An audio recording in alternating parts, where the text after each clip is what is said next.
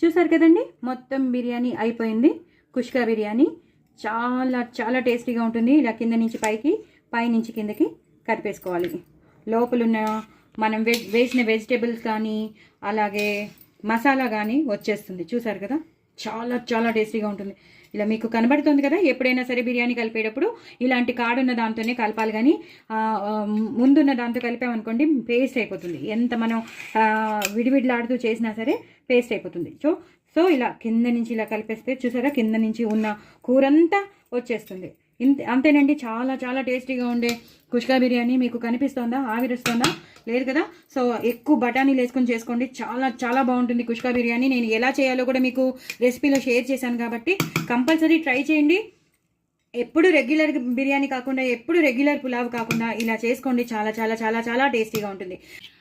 అలాగే ఈ కుష్కా బిర్యానీ కోసం రైతా, దీని రైతా ఎలా చేయాలో కూడా నేను షేర్ చేశాను. మసాలా రైతా చాలా చాలా బాగుంటుంది. తప్పకుండా మీరు చేసుకుని తినండి. ఇంక వేరే ఏ కూర కర్రీ చేసుకోక్కర్లేదు. బగారా బెంగన్ కానీ పన్నీర్ కర్రీ కానీ ఏవి చేసుకోక్కర్లేదు. చక్కగా ఈ మసాలా రైతా చేసేసుకుని చక్కగా ఇలా బిర్యానీ చేసి పెట్టేసుకుంటే మాత్రం సూపర్ ఉంటుందండి. కుష్కా బిర్యానీ అంటారు దీన్ని. Very very tasty కుష్కా biryani. Do try it అండి. బాయ్ అండి. ఉంటుంది. దయచేసి శ్రీవల్లి టాకీస్ని సబ్స్క్రైబ్ చేసుకోండి, సపోర్ట్ చేయండి. నా ఛానల్ని విత్ స్టాండ్ అయ్యేటట్టు చూడండి. But very very tasty కుష్కా biryani అండి. బాయ్ అండి.